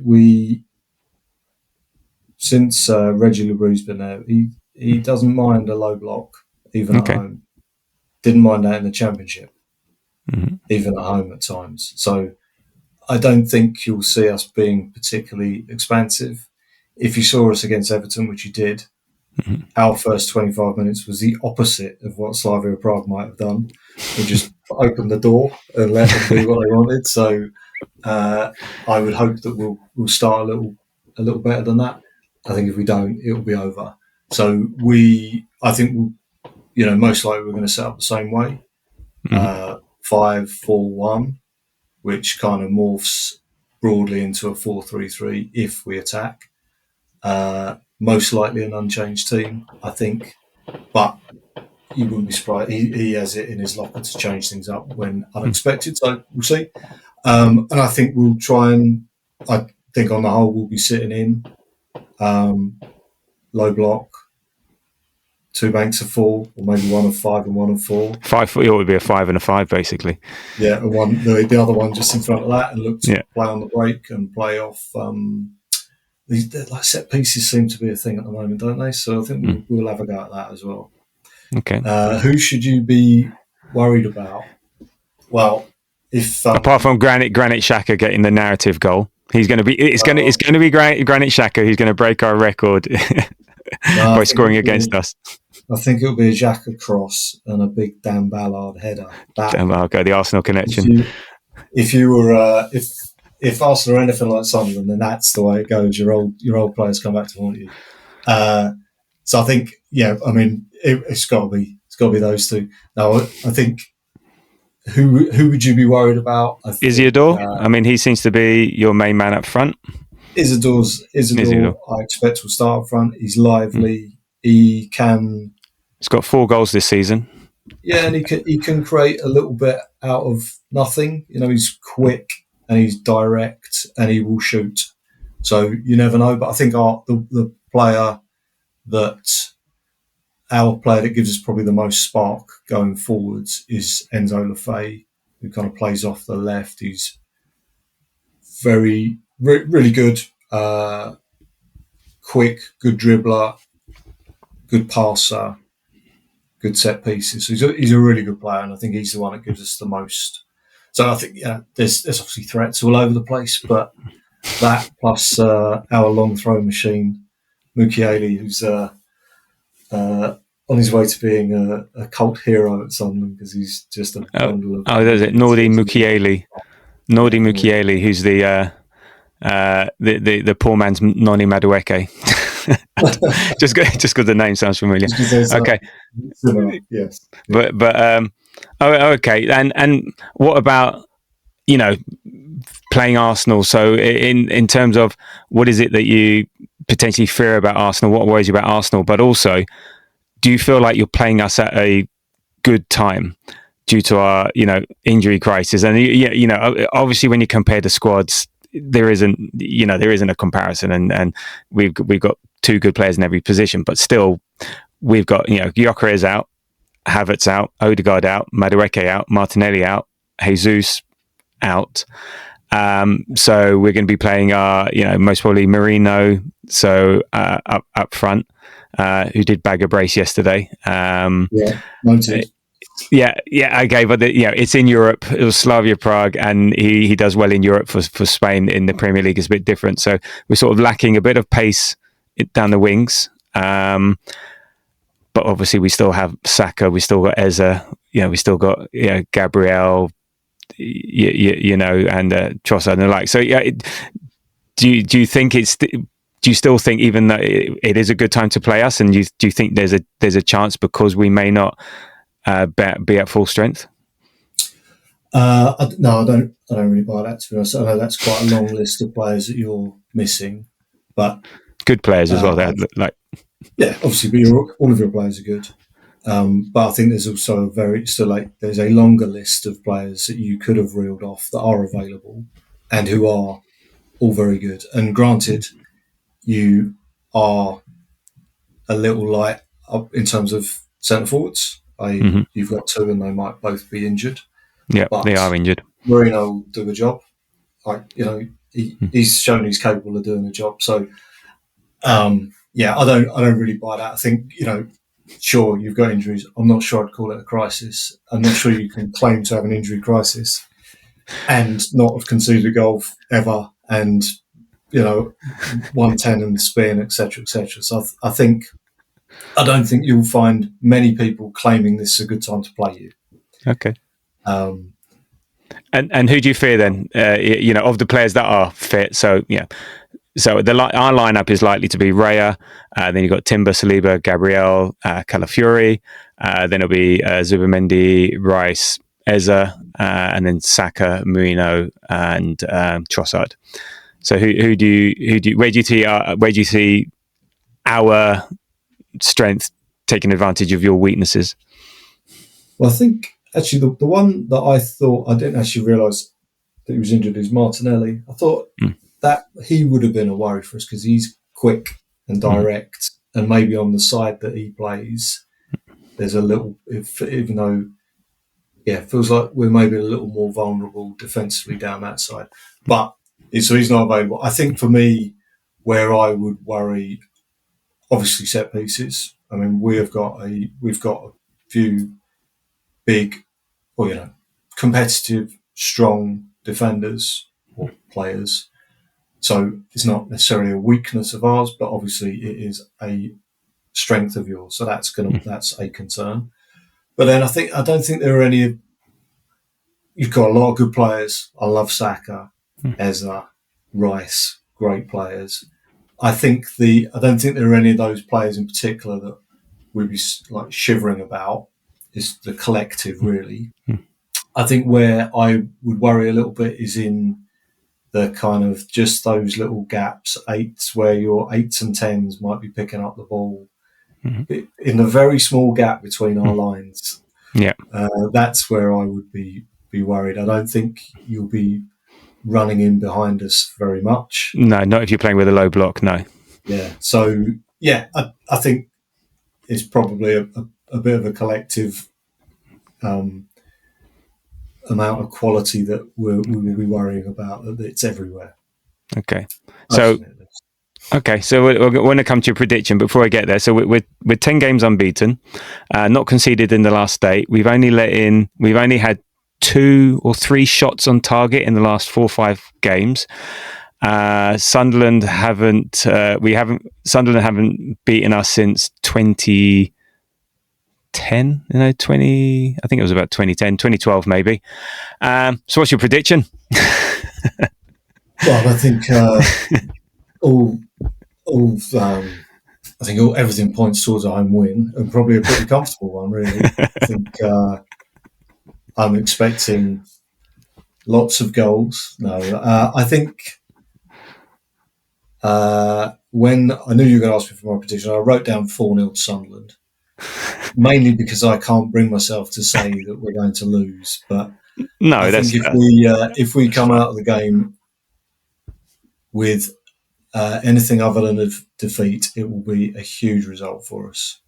Yeah, as it would for most teams playing here at the moment.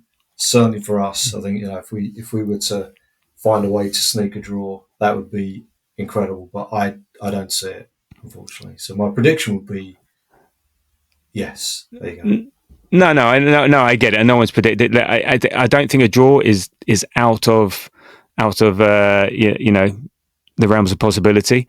Our run has to come to an end at some point. You don't continue. Well, it doesn't have to, but you just think there's maybe eventually it does, and eventually it will. So and I said the crowd will be up for it. I said it's that first 20 minutes is going to be really important. The thing is, the way what's happened to us in recent games is we've been slow starters as such, but after the 20-minute mark, then we're suddenly back into it, and then we suddenly start to suffocate, and we start to build momentum.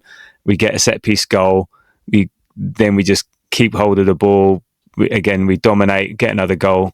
Thank you very much. Good night. Sort of stuff. So it seems to be the way we've been playing at the moment. So I think those first 20 minutes are really important for Sunderland. The thing is, we're not intimidated anymore. We're not like the team of Wenger with our 5'0" or tippy tappy players. You look at our team with Gabriel, with Saliba, Timber, Rice. Merino's big. So we're Calafiori. We're a team of we don't get easily intimidated, and we don't get rattled. This year, in terms of we're bottom or top of the fair play league, whichever way you want to put it. So we're not one for getting involved with too much and so on. So I think Sunderland, it's all down to that first 20 minutes. Make most of the crowd, make most of that momentum. See if you can strike early, and then we don't know what we're going to be like. I mean, you're right. Everything leads to we should be winning, even if we do go down. We should be winning this game. And the big thing for us this weekend is that Liverpool play Man City this weekend. So depending on how that goes, we can potentially go 10 points ahead. And now, look, still a long way to go, but there's that incentive. And so for me, we need to just go in, be professional, get the job done, get out, get into the international break, get players back fit, and we go again after that. So our mentality is that there's an opportunity for us to make a big thing. So it's that professionalism versus your enthusiasm, and try not to patronize as much as possible. I promised I wouldn't. So, I think it'll be something like that. Yeah, it's funny because we were looking at the fixtures as well, and knowing that one or both of those teams are going to drop points, it gives us a chance to in the top four. Exactly. There you go. Well said. So maybe a draw for both of us and a draw for them, and it's status quo. No, but no, we need to win it. Yeah, nothing for Arsenal. I think nothing but a win will be. But then let's see how the game goes. Football's stupid. Football has a way of making stories.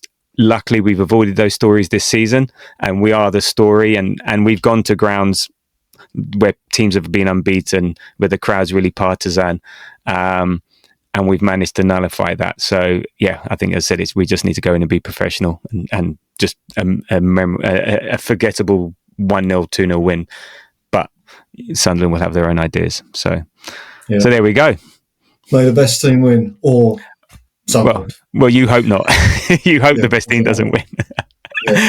Well, look, thank you, Andy, for taking your time to join us on the Grove podcast today. Really, really appreciate it. And I will see you Friday morning on the way to Athens. Pleasure, Tabs. Thanks very much. No worries. Take care. Take care. Bye. Okay, well, I hope you enjoyed that. Thank you, Andy. And now back to me and Jamie. Okay, so on to Sunderland, 5:30 on Saturday. We play them away. A couple of things. What are you looking forward to and not looking forward to about the game, and what do you think the lineup will be, considering no Gyökeres? So, I mean, as per usual, former Arsenal link, looking forward to Granit Xhaka. Not looking forward to not watching a great deal of it, because unfortunately I am at my cousin's wedding reception. So I will. Well, fortunately for him, but not for you. For her, yeah. For her. Sorry. I will be trying to sneak as many views as it as possibly can. Okay. And yeah, this one on the other hand, I should be able to watch the full 90 minutes of afterwards. But yeah, I mean, I guess not looking forward to the fact that they're a team in real form at the moment, right? And they look absolutely high on confidence. So this is a challenge. This is going to be a difficult match for us, I think. But you still got to be fairly confident going in against a newly promoted team whose star signing was Granit Xhaka, I think. And what do you think? How do you think we're going to line up? So again, how we're going to work without Gyökeres? Is it just going to be a simple case of Gyökeres out, Merino in, and back to our Premiership sort of starting 11? It's Merino or Trossard, isn't it? It's going to be either Merino or Trossard. And I think, I'd be quite happy. I personally prefer to see Merino there. I think that having that physicality and that player to be able to hold up the ball when necessary. Trossard has had a couple of good games at striker for us, but he's also had a couple where it's just been so detrimental to the makeup of the team, because he does not have those fundamental attributes that he needs to be able to contribute in certain phases. So, I would like to see Merino there personally. Okay. Weirdly, it's the kind of game where, I'd bloody love to see if everybody was fit. I'd love to see Gabriel Jesus there. I sort of forget do you ever, it's a sidebar, but do you ever forget that he's there? No, well, he should be there. You're right. When you're going through who's injured, he's always last on the list, and you can count who's being injured because he's been injured for over a year now, or whatever, or for nearly a year. So, So you sort of forget it. Havertz, where I think who did we have before Havertz? Between Aubameyang and Havertz, it was Jesus. But Gabriel Jesus, but you just sort of forget. Yeah, because he everyone goes on. There was that one period before the World Cup, and him and Zinchenko, etc. But since then, he's been almost perma injured, and so you're right. He's not. You do seem to forget about him because he's not really embedding in the psyche, and he hasn't got enough. Well, he's got plenty of tape, so to speak, but it's just so in and out that consistency is there that it's easy to forget. And also, I think you forget about him because you do really trust him to be integrated back into the squad. In the new year when he's fitter, sort of thing. So you sort of out of mind because one, well, he's not been around, and two, you expect him to be around in the future. So you tend not to think about it. But we'll see. He may play one of these silly cameo roles, and we win a tournament as a result. So who knows? It's the sort of game though that I absolutely loved him for. You're going away to the northeast against a decent side, but you need a little bit of chaos at times. You need somebody to drink his side. And also his hold-up play actually was excellent. For a small man, he really did that stuff really very well. Knows how to use his body, even if there's not that much of it. And that's, anyway, it's just one of those moments where I feel slightly sanguine. I've thought about Gabriel Jesus for the first time in about 6 months. And it's made you sad. And I really wish he was in. So in terms of the team, otherwise for me, it's the strongest side. It's Calafiori, it's Timber, it's, where else is even debatable right now? Left wing, either Martinelli or Trossard, because we don't know which one's the stronger. I think Nelly's injured, so I think it will be Trossard. It'll be Trossard, unless Eze moves out there, but that would require Nwaneri to play cam, and at the moment I don't think Nwaneri's anywhere near where he needs to be to start Premier League games against a top 5 opposition, at least in terms of where they sit at the table at the moment. For me, it's pretty much just turn out the same team that beat Burnley, right? Except put Merino in at centre forward.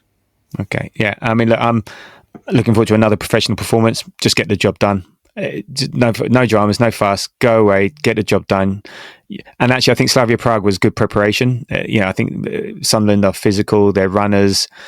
They're well organised. I think their skill levels, and I think they'll be better than Slavia Prague. So we just need to go out there, be professional, get the job done, and that's it. And I'm not looking forward to us not taking advantage of City and Liverpool playing each other. There's an opportunity there to be 10 points ahead of one of those, depending on how that results, and if not 8 points ahead or something like that. So we need to take advantage of that situation to give us an even bigger buffer on top of goal difference. Yeah, this is it. People may think, it's only Sunderland away. No, and you're right. They're performing well at the moment. They're having a moment, but we've been to teams. We went to Burnley away. Hadn't lost since X. We've been to Slavia Prague away. Haven't lost since Y. Sunderland haven't lost this season at home, and we go there, we do a job, and we get out. And again, I hope it's a dull 2-0. Like we've been doing recently, and I'll take that.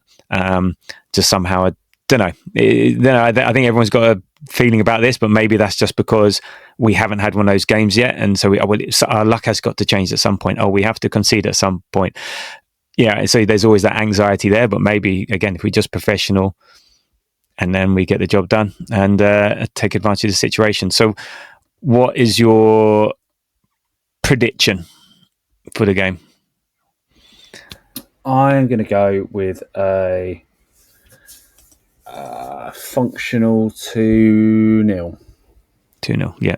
That's what I've gone with as well. 2-0, I think. Yeah, it's a very us scoreline right now, isn't it? 2-0. Just like 2-0, exercise some out of control, score a set piece, and then have something that was about 30 seconds after a set piece. There you go, job done. Yeah.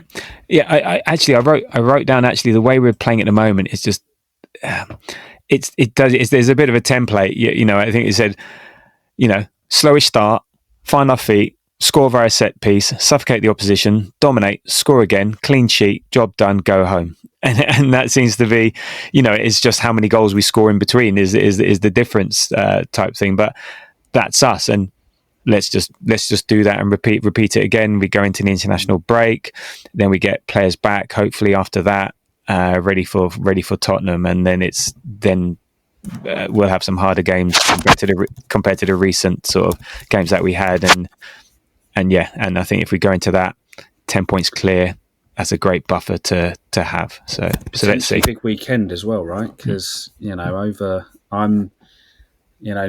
not the only game that's going on in the north that we want to be aware of, because there's Liverpool at home to City, right? Yeah, which is an interesting game. I mean, you'd love to see a draw, but at this point, would you rather see a Liverpool win or a City win? I know what I would have thought start of the season, and now I think the other way around. It's that's going to be. So I'm whilst I won't get to watch the Arsenal game live all the way through, and I'll be snatching moments with my mobile phone and watching it back when I get back at night.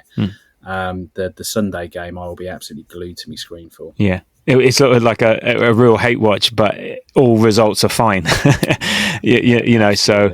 but yeah, you're right. A draw would be good, and again, that potentially puts one of them out of it. I mean, if one of them loses, if Liverpool lose, they're 10 points behind at that stage. On the same number of games. If City lose, they're 9 points behind. That is a real, and it's interesting, isn't it? We will not have to face those consequences for some time, depending on what results look like over a period of time now. But for one of those teams, falling back by 3 wins is a hell of a lot before Crimbo, and it basically rules them out. So I wouldn't say that just yet. It wouldn't say it rules as long as we win as well. There's that as well. But yeah, it just makes our life easier, shall we say? It just makes it more secure. I'm not saying we get carried away too much after that necessarily, as much. I know we're winning a lot for one team. For one of those two teams, if they do it, to be honest, the draw is the best outcome for us. But for them, a loss is just, I think, would be just crushing. I think particularly for Liverpool, falling 10 points. 10 points, I think, just there's a thing there right away that just says you're a bit fucked here. But actually, as it happens, I actually think Liverpool are going to win that game, because I think they're a better team in a two teams going at it game. I think that what they specifically can't do is do what we've managed to come to terms with, and it's taken us a year and a half to do, which is teams with a low block. Yeah, and look, we don't want ill health on anyone, but a few red cards, a couple of long-term niggles wouldn't go amiss. Bit of a 6-month suspension on Salah for having scythed down Erling Haaland in such a fashion that he also simultaneously is injured for the next 6 months. Look, as I said, don't want to wish ill health on anyone. However, just put him out for a few months. Let's see how City cope without Haaland, and we'll see. But there we go. That's not in our hands, and let's just do our job, and then the rest will take care of itself. So look, thank you, Jamie, for joining me today. Appreciate it. Thank you. No worries. And look, you can follow us on Threads, Blue Sky and The Grove AFC, at The Grove AFC. Next show will be post Sunderland, and then we're international break. Now, I'm sort of travelling this weekend, so I'm not sure when that will be, but we'll see. And as I said at the beginning, if you enjoy what you hear at the Grove Podcast, then please like, subscribe, comment, rate, and all that usual things. So thank you very much for being here. Thank you very much for listening. And as always, until the next time, come on you Gunners.